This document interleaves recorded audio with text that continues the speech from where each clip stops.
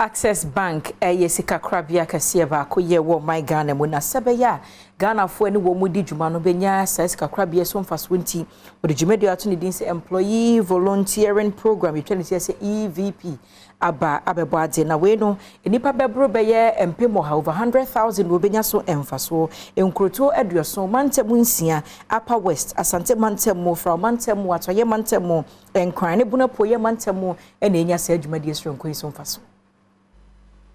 2022 EVP ya Access Bank ye no odewani esi dwumadi edumi no so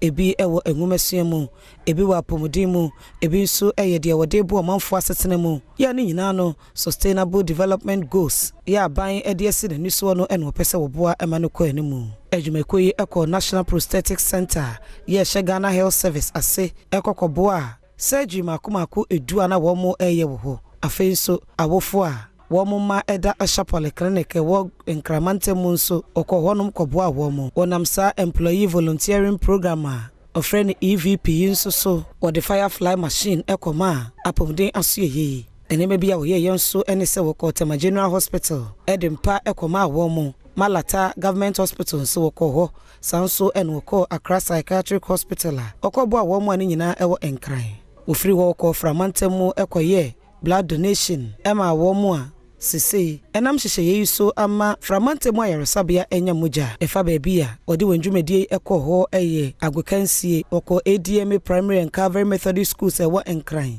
ekoma wo mu agwekansie ho niema oni nyina mu no osanso bowura Angels of Hope Orphanage Home ye no ewo takwa ewo atoye mantemu any chosen children orphanage ewo da koman ewo enkran ekokoma wo mu adesua ho niema bi mattress ene enuane a obetimi edi ane nyina no wode eboa sebeyi a omanfo asetena mu ebehen ha wo mu enipa bese empem oha 100,000 ena employee volunteering program yi watimi ede aboa wo mu wa brabo mu a eye enkuro bese eduoso ewo mantemu nsia wo oman Ghana mu